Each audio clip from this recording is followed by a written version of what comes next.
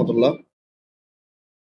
আমি মোহাম্মদ সেলিম উদ্দিন, সাধারণ সম্পাদক, চট্টগ্রাম মোবাইল ব্যবসায়ী সমিতি। আমার সহযোদ্ধারা অনেক কিছু বলেছেন, আমি 2 মিনিটের মধ্যে শেষ করতেছি।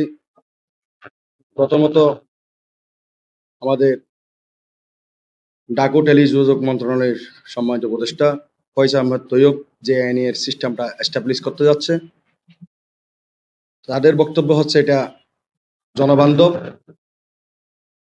সিকিউরিটির জন্য, সর্বশেষ আমাদের দেশের মানুষের জন্য। আমরা সেটাকে স্বাগত জানাই। কিন্তু আমরা যেটা বুঝি ক্ষুদ্র ব্রেনে, এরকম একটা বড় ফরম্যাট যখন এস্টাবলিশ করবে, সাধারণত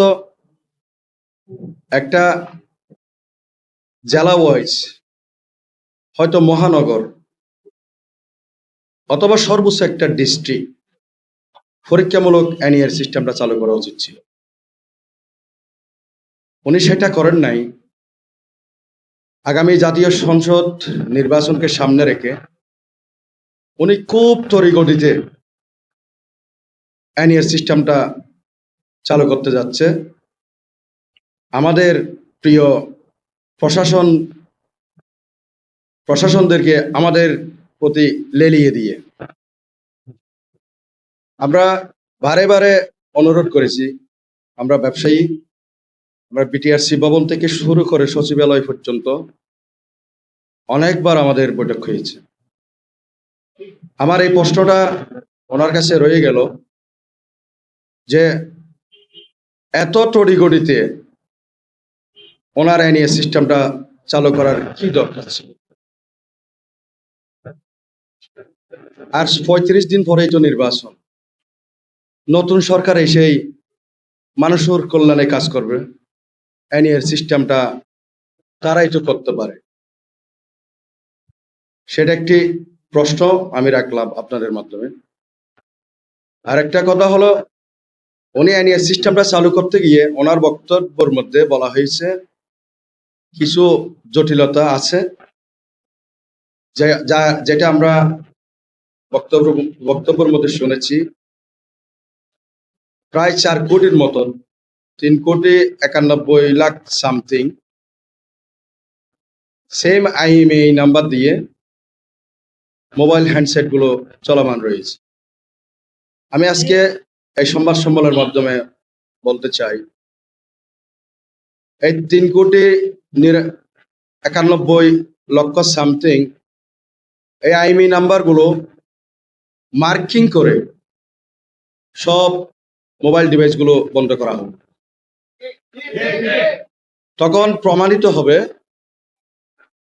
যে আসলে শস্যের ভিতর ভূত আছে নাকি অন্য কিছু করতেছে, এটা আমরা পরিষ্কার জানতে চাই। উনি বারে বারে বিটিআরসি চেয়ারম্যান মহোদয় সহ বিভিন্ন জায়গার মধ্যে আমাদেরকে ব্লেম দেওয়া হচ্ছে ক্লোন মোবাইল। আমি আপনাদেরকে একটা উদাহরণ দিই। স্যামসাং S25 আল্ট্রা, স্যামসাং কোম্পানিও যখন রিলিজই করে নাই, আমাদের বাংলাদেশে আসেই নাই, তখন কিন্তু স্যামসাং S24 আল্ট্রা নাম দিয়ে আইটেল কোম্পানি সর্বপ্রথম 19,999, অলমোস্ট 20,000 টাকা দামের ক্লোন মোবাইল আমাদের বাজারে বাংলাদেশের মধ্যে ছেড়ে। তাহলে আপনারা আইটেল কোম্পানি বলা হয়েছে, তাহলে ক্লোন মোবাইলগুলো কারা আনতেছে? আমার পূর্বের বক্তারা বলেছেন যে আসলে আমরা ব্যবসায়ী, অ্যাসেম্বল আর প্রোডাকশন, তার মধ্যে পার্থক্য। লাইসেন্স যে 9টি কোম্পানির কথা আমরা বারবার বলে যাচ্ছি, তাদেরকে লাইসেন্স দেওয়া হয়েছে উৎপাদনকারী হিসেবে। তারা তো উৎপাদন করতেছে না, তারা কিন্তু বিভিন্ন পার্টস এনে এখানে অ্যাসেম্বল করতেছে। মূলত ট্যাক্স বাকি কিন্তু তারাই দিচ্ছে। আমরা তৎকালীন বিএনপি সরকারের আমলে, জনাব সাইবুর রহমান অর্থমন্ত্রীর আমলে আমাদেরকে একটা ট্যাক্স নির্ধারণ করে দেওয়া হয়েছিল। মেবি 325 টাকা থেকে 350 টাকার মধ্যে ছিল, 320 টাকা প্রতি হ্যান্ডসেটে। কি কারণে সেটা বিলুপ্ত হয়ে গেল সেটা আমরা এখনো পর্যন্ত জানি। আমরা ট্যাক্স দিয়ে ব্যবসা করতে চাই। আমরা আগামী নতুন বাংলাদেশ বিনির্মাণে আমরা মোবাইল ব্যবসায়ীরা অগ্রণী ভূমিকা রাখার জন্য